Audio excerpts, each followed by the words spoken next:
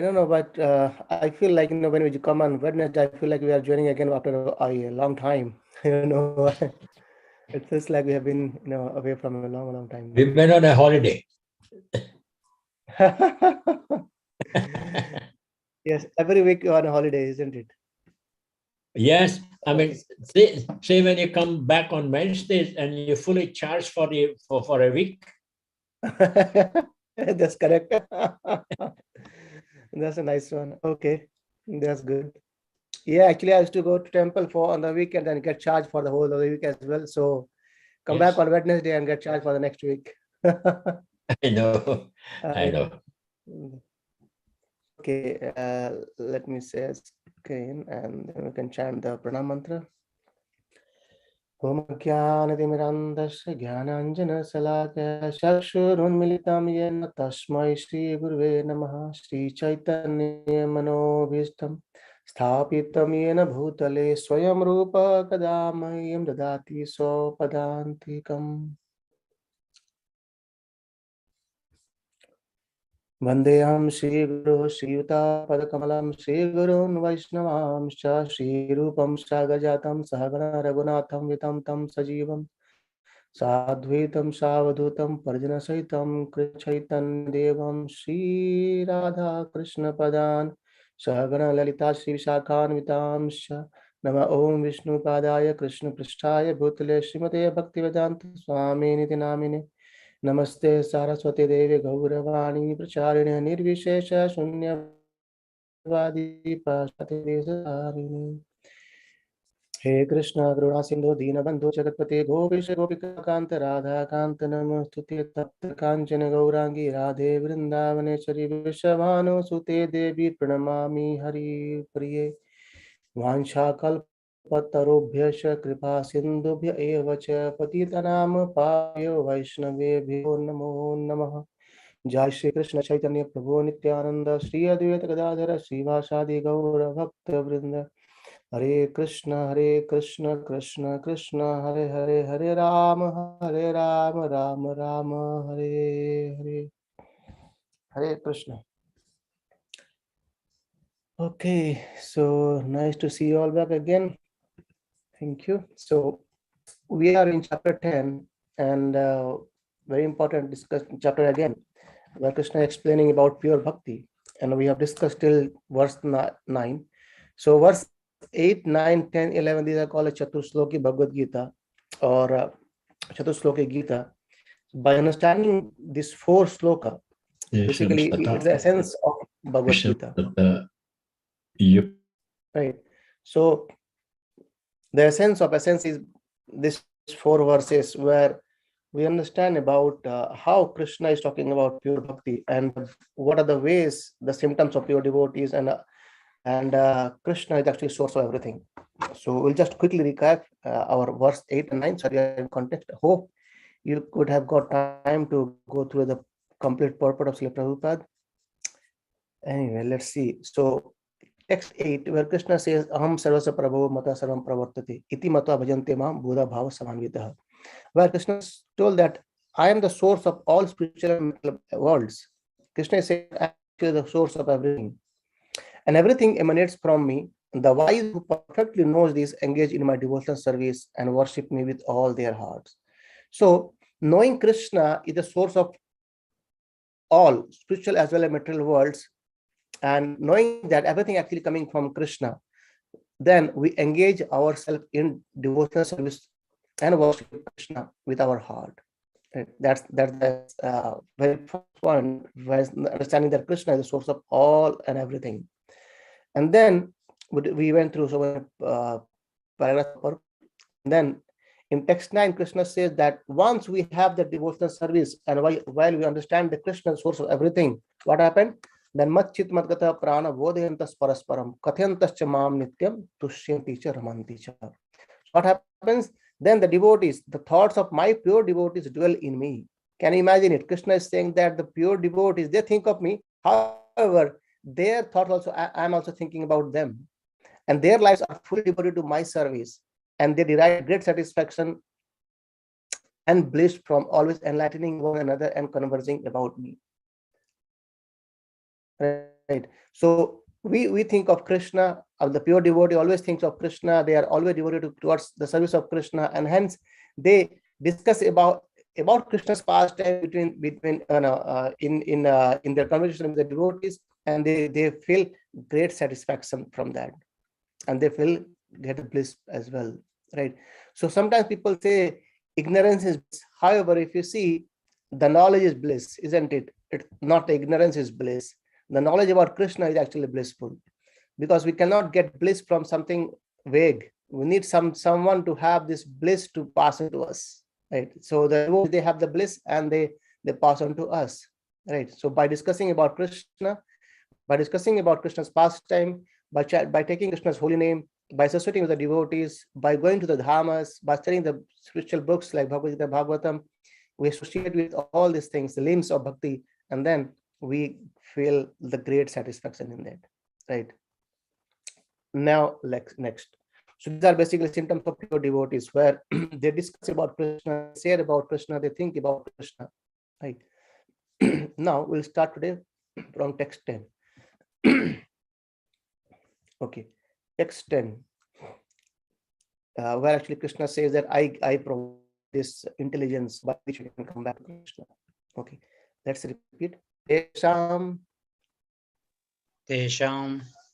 Shatata Sadata Yuktanam Yuktanam Bhajatam Bhajatam Priti Priti Purvakam Purvakam Dadami Dadami Buddhi Buddhi Yogam Yogam Tam Tam Tam Yena Yena Yena Mam Mam Upayanti Upayam Upayanti Te Te Tesam Satata Yuktanam Tesam Satata Yuktanam Bhajatam Priti Purvakam Bhajatam Bhajatam Priti Purvakam Dadami Buddhi Yogam Tam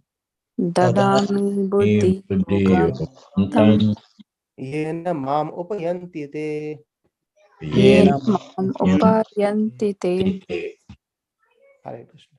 So, to those who are constantly devoted to serving me with love, I give the understanding by which they can come to me.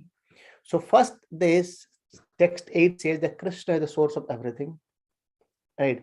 And then it's talked about the devotee symptoms, like how they think about Krishna. Their mind always dwells about Krishna.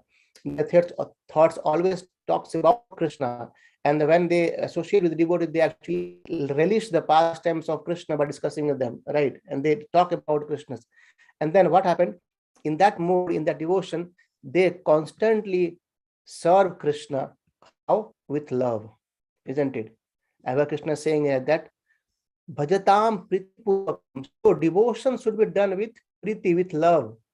And Priti Purvakam, with love, when we worship Krishna, what happens? Krishna says, Dadami Buddhi Yogam. And then Krishna says, I give the understanding. For what? For what Krishna gives the understanding? By which we can, Yenamam Upayanti Te, by which we can come to Krishna, we can go to Krishna abode, we can actually release those things, and we hanker towards going to spiritual world rather than continuing living in this material world. The more important is Bhajatam Priti Purvakam. Krishna is actually within our heart, isn't it? So Krishna, in one sense, earlier we have discussed, Krishna is very far away. In Ishopanishad, there's one verse comes where Krishna says that Krishna is very, very far away. And also at the same time, it says Krishna is actually close to you as well. So he's the farthest and he's the closest. How can the same person be far as well as close, right? So how is Krishna is far? We are in the material world and living in a small one planet. Even in one planet, we are in Bhuloka. In the Bhuloka, we are in a whole world. We are just residing in one country. Within one country, we are in a state, and in the state, we are in just a small house. If you see compare the universe, even we can't say it's a dot. isn't it? We can't do the devotee as well. However, at the same time, and Krishna is far away, even he's away from the whole universe as well, his spiritual world. So distance is far, far, far away.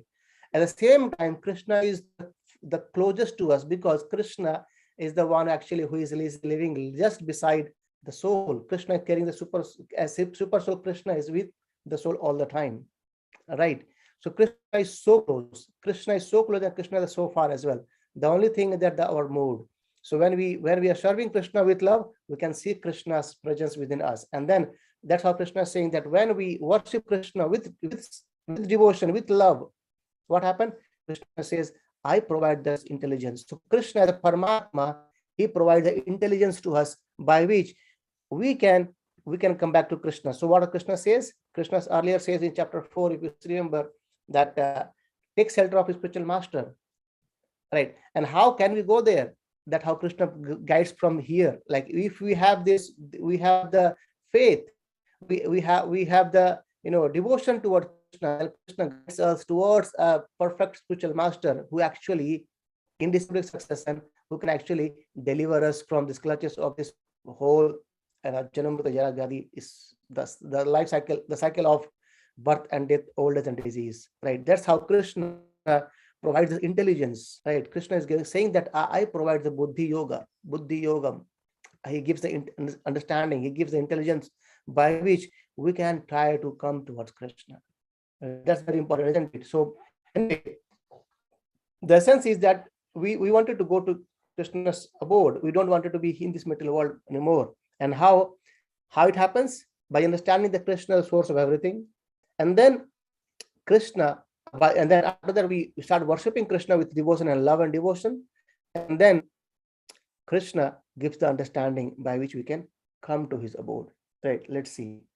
So Buddhi Yoga here is, he says that Buddhi Yoga is the process by which one gets out of the entanglement of this material world. The ultimate goal of the process is Krishna. The ultimate goal of the process is Krishna. And to achieve the goal, the path is slowly but progressively traversed. So gradually, slowly and slowly, taking a baby steps, we actually go towards Krishna. The only thing that when we have the faith and when we hang towards going to Krishna, Krishna provides the intelligence. So there's one more nice paragraph, I like to read it. Say, when a person knows the goal of life, but is addicted to the fruits of the activities, he is acting as karma yoga. When he knows that the goal is Krishna, but he takes pleasure in mental speculation to understand Krishna, he is acting in Jnana Yoga. And when he knows the goal and seeks Krishna completely in Krishna consciousness and devotional service, he is acting in Bhakti Yoga or Buddhi Yoga. So which is the complete yoga. This complete yoga is the highest perfectional stage of life. So what it is?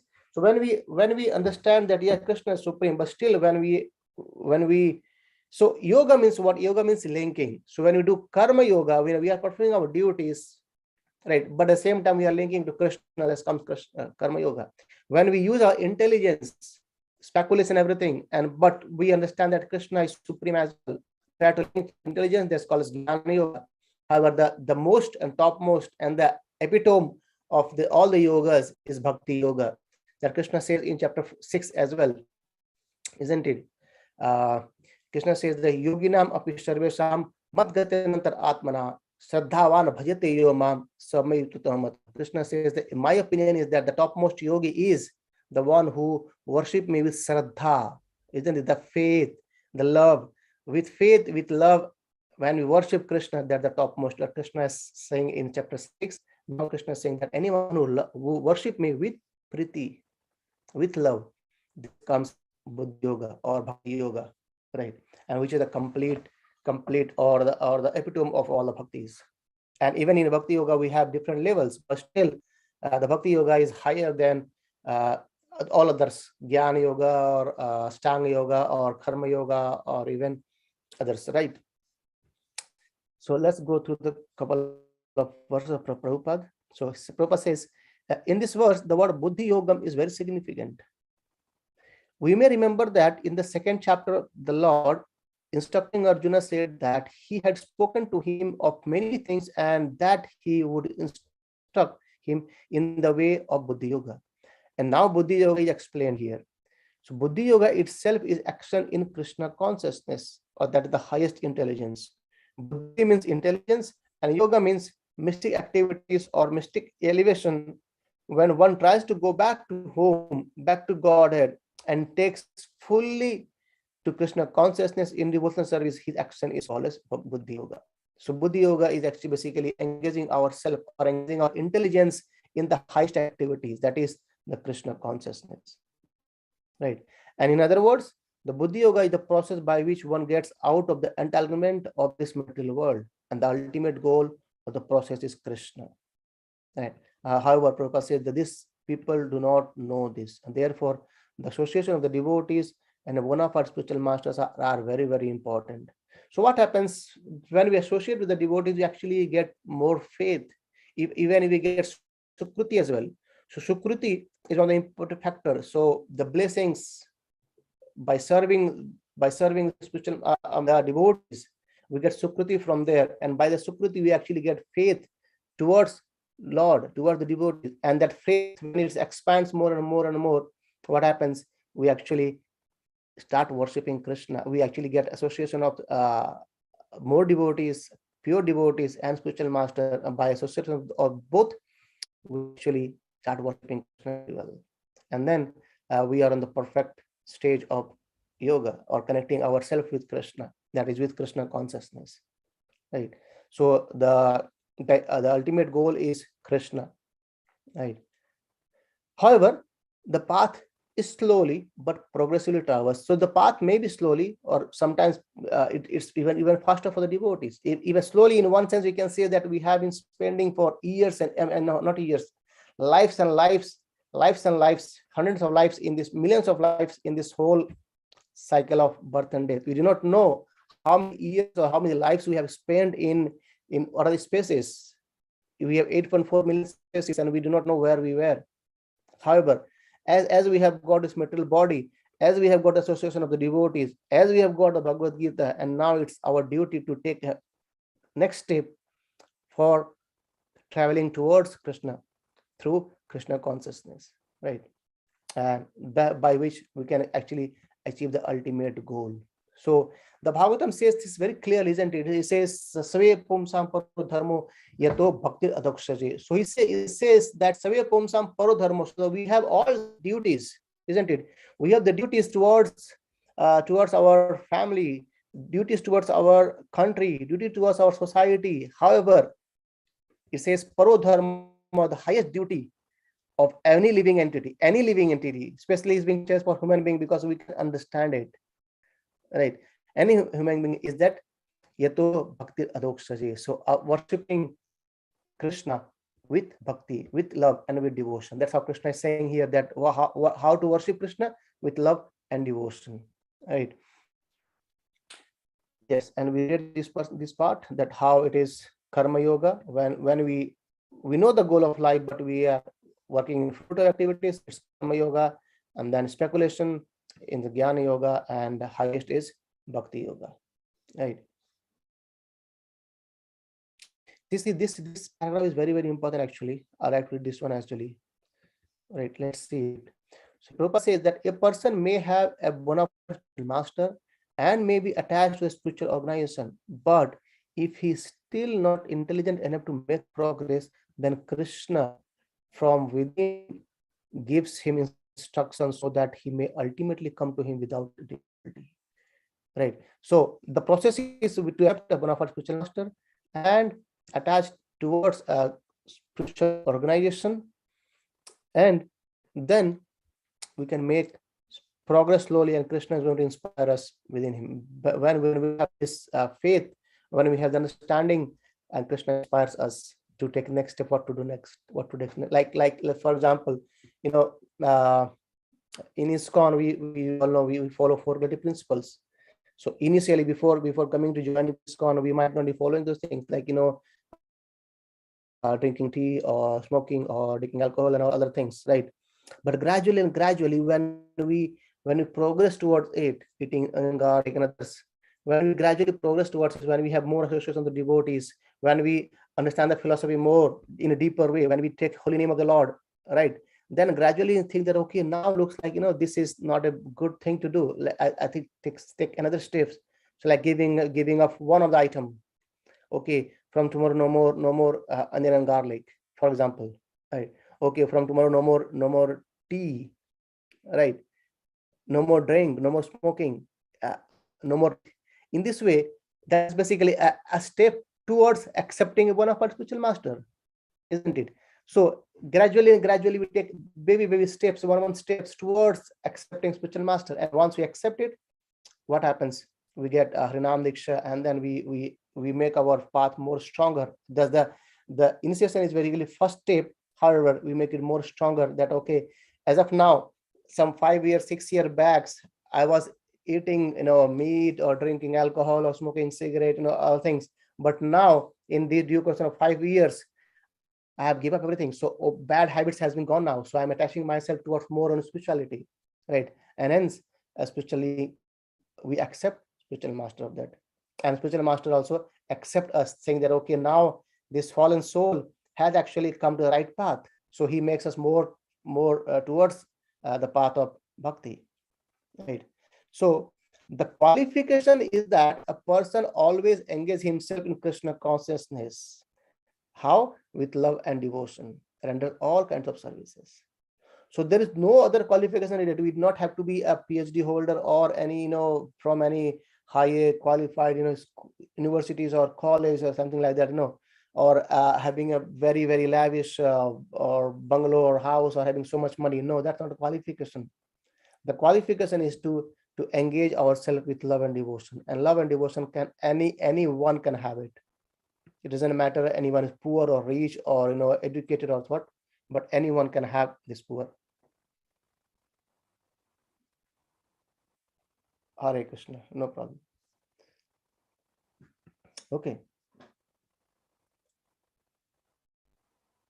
And then Stupa says that if a devotee is not intelligent enough to make progress in the self-realization, but is sincere and devoted to the activities of devotional service, the Lord, as Paramatma within his heart, he gives a chance to progress and ultimately attain him.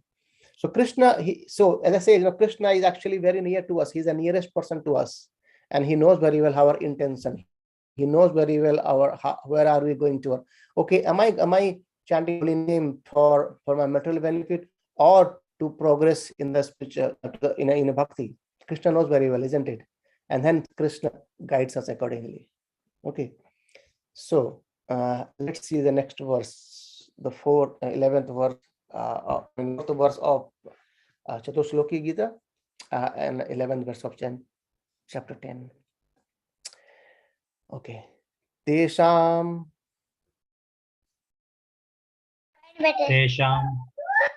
evanukampartham evanukampartam aham aham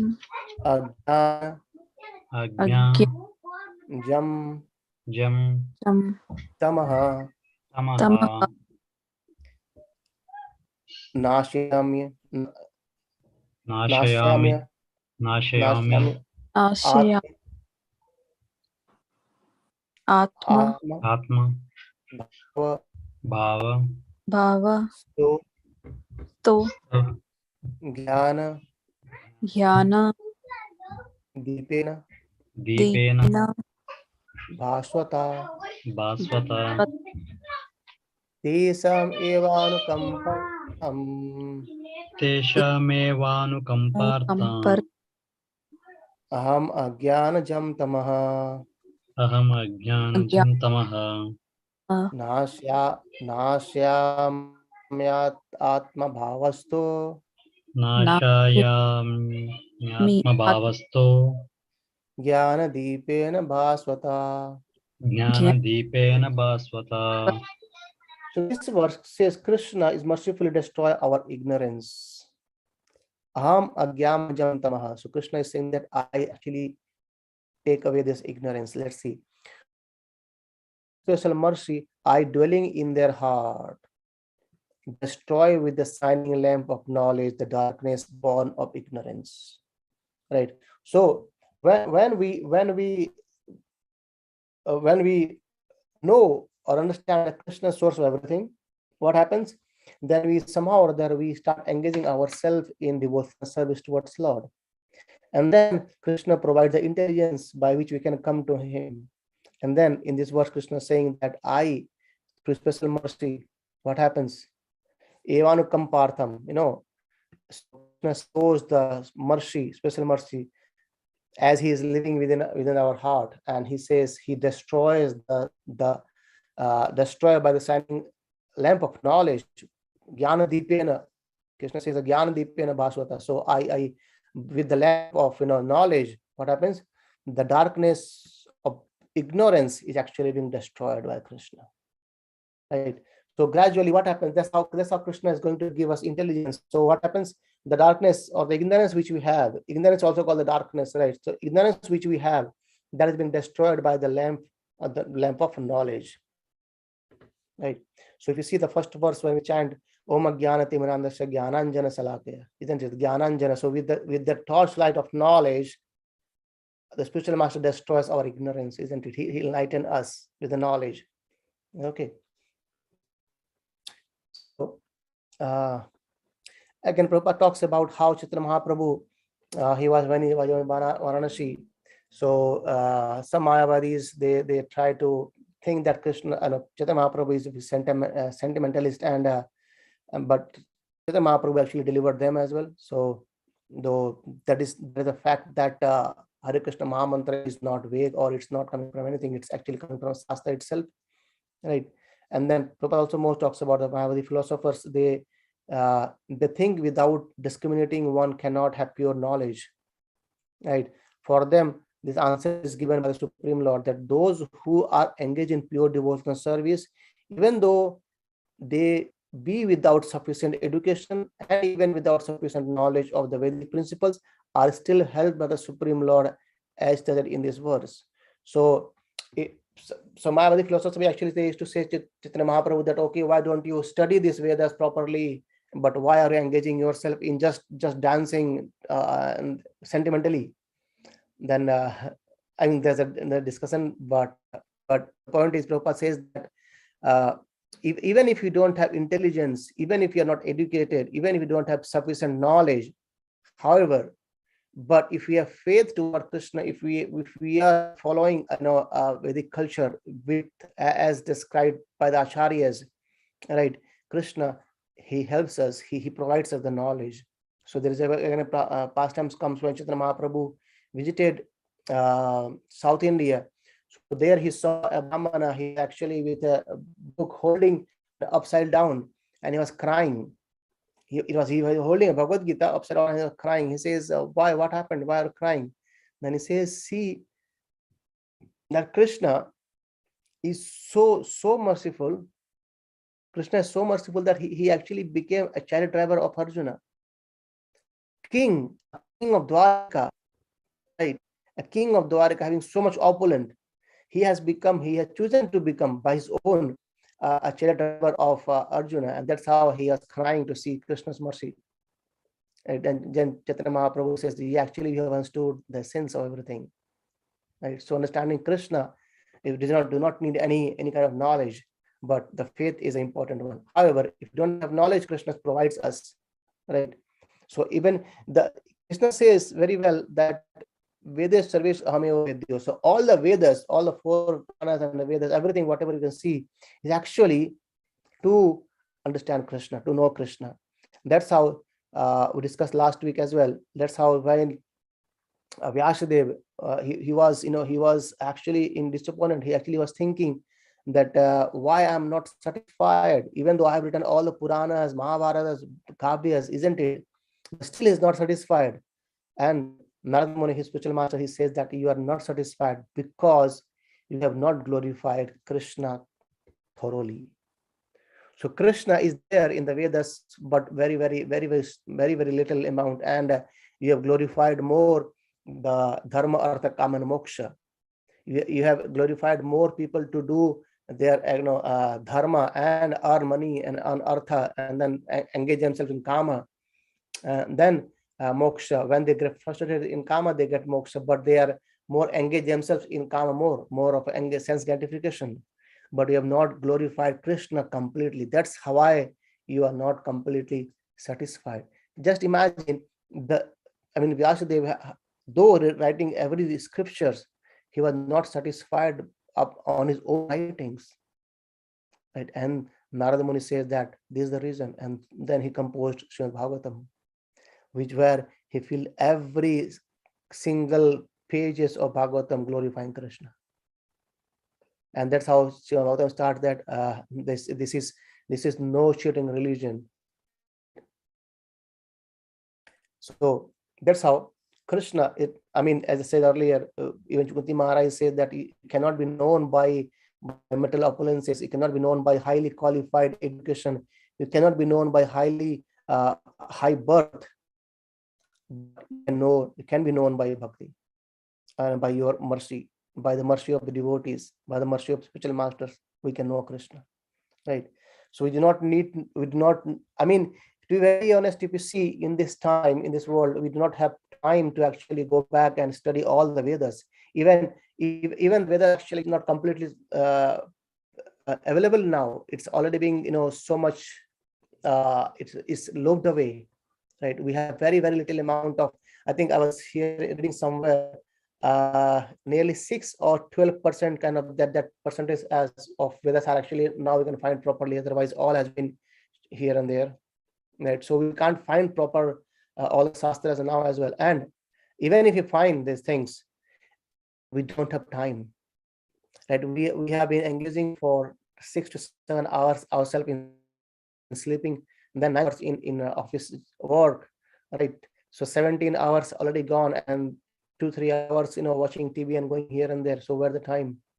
So it's all gone. We don't have proper time to study Vedas. So however, just understanding the essence as explained in the Bhagavad Gita, these are sufficient. Prabhupada says even just 2, 3, 4 books, like Prabhupada recommends Bhagavad Gita, Nectar Devotion, Chaitanya Charitamrita, and Bhagavatam. These 4, just if you best understand these 4 books, actually we can know everything. And Prabhupada has worked very, very, very, very strongly, and provided everything whatever we need to know about spirituality in his books. Even if you pick up any of the small books of Prabhupada, if you go through one of this book, you'll actually get the essence, right? So that's how hard work has been done, already been done by Prabhupada. We don't have to go and search all the scriptures and find out what this says, what this says, but everything is that Prabhupada has combined and condensely were provided to us, right? As if like a mini pocket dictionary, everything is there, all the important words are there in it. We don't have to carry whole big dictionary with us, but the pocket dictionary which provides all your day-to-day or essential words in it. Then you don't need to be a kind of know everything, but if you know the essence, that's everything, right?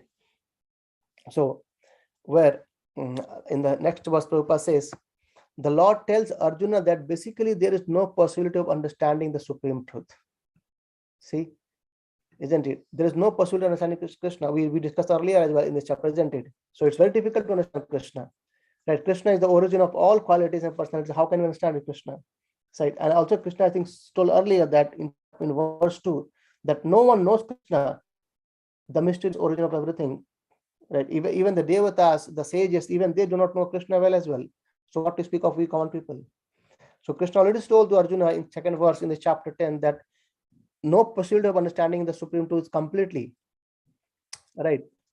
That's absolute truth, the supreme personality of Godhead, simply by speculating or for the supreme truth is so great that it is not possible to understand him or achieve him simply by making a mental effort.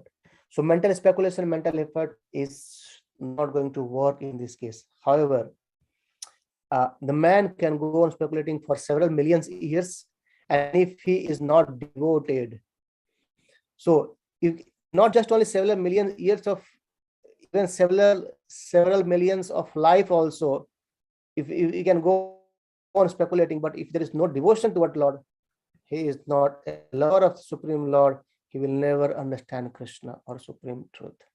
So to understand Krishna, to understand Krishna's pastimes, so to engage ourselves in Krishna consciousness, we need to have the love and devotion towards Krishna. So that Prabhupada makes here that only by devotional service is the Supreme Krishna pleased, and by his inconceivable energy, he can reveal himself to the heart of the pure devotee. So Krishna can only be understood by love and devotion, and no one can know him, but he reveals us. How? In the heart. Krishna is within our heart, and he reveals us himself. So that's how. Just imagine that, as I said earlier, right? How someone reveals things to us when we associate more, isn't it? We talked earlier many times that example, like in our offices, like we have a, let for example, new journey comes up and he's sitting beside us. We do not know him at all, right? However, in day or two, we just talk to him, hi, hello, good morning, good evening, okay, and then gradually we know what his name is. Then someday we okay, let's go for a tea or a coffee break, and then right, and then gradually we talk more, and then we know more to each other. So by talking to each other, we know more each other. In a similar way, when we talk to Krishna, how to talk to Krishna? The holy name is there. Hare Krishna, Krishna Krishna, Hare Hare, Hare Ram, Ram Ram, Hare Hare. The holy name is there to talk with Krishna. The Bhagavad Gita is there to talk with Krishna. The Srimad Bhagavatam is there to talk with Krishna. So when we associate ourselves with Bhagavad Gita, Srimad Bhagavatam, and Krishna's holy name, associating with the devotees of the Lord, what happens? Krishna reveals himself to the heart.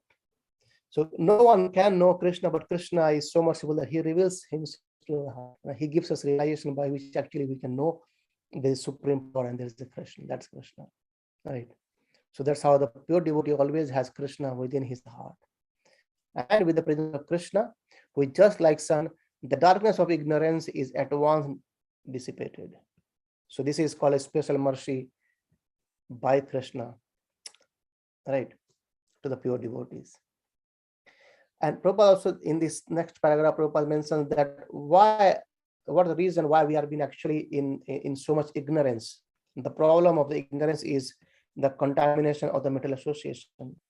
So due to the contamination of metal association, through many millions of birth, one's heart is always covered with dust of metallism.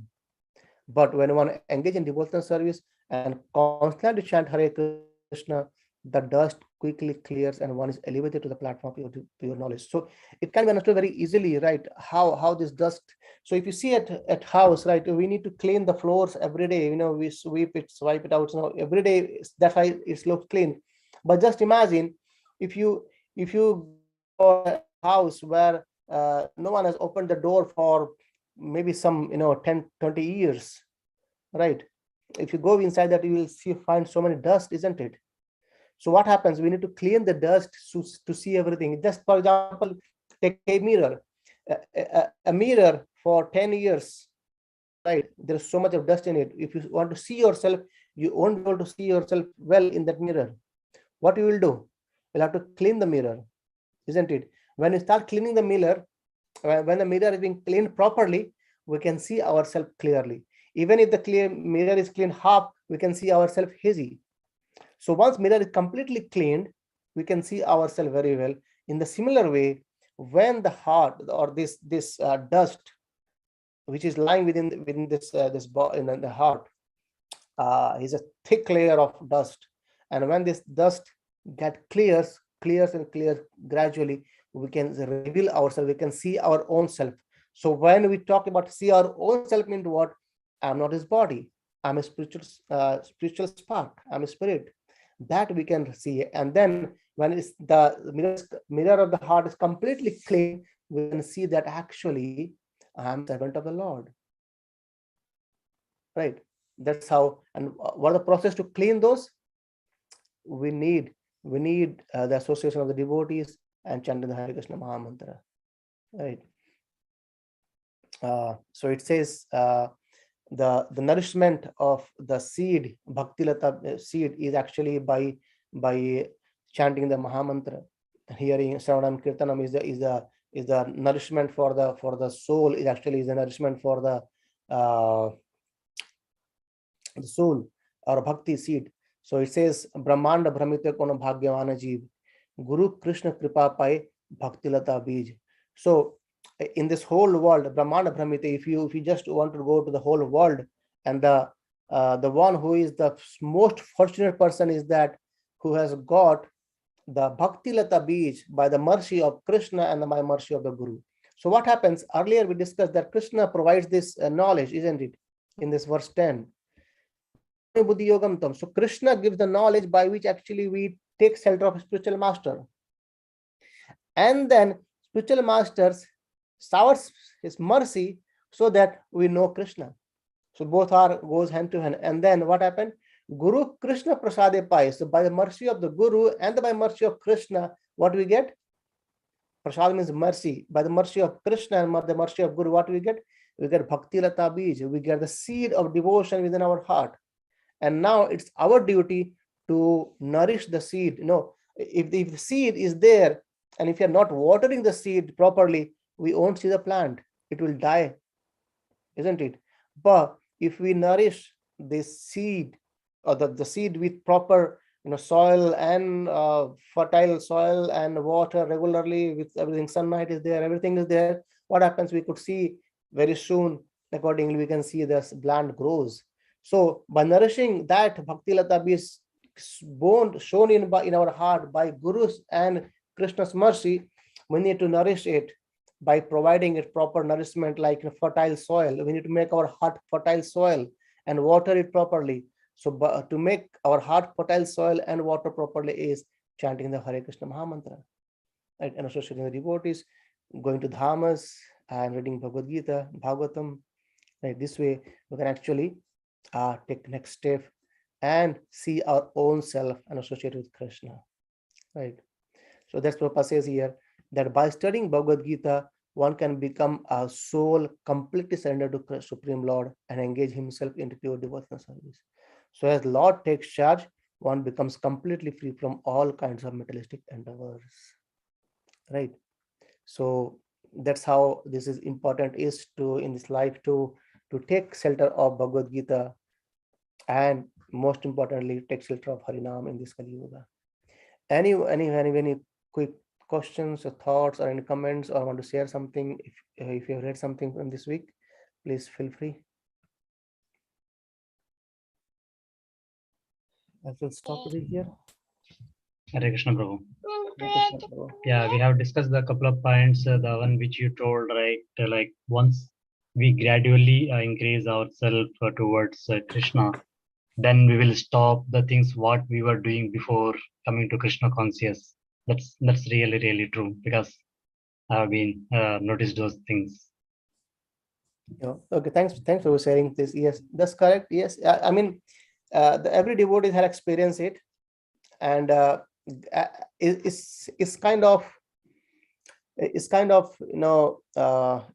for some person it becomes slower, some person feels fast, and some moves ahead. It depends upon person to person, but it happens for everyone.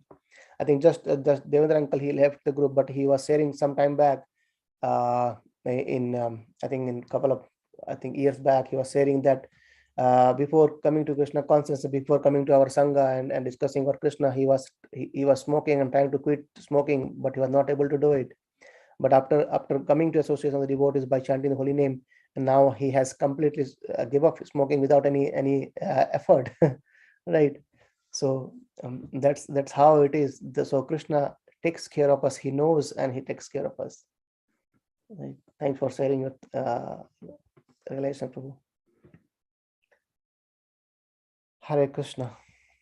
Okay, so hopefully we'll see you next week as well, and the following week too. And after that, in 2 weeks' time, I will be going to India. And then once I come back, we will start back again, hopefully in end of August. So let's meet next week. Yeah.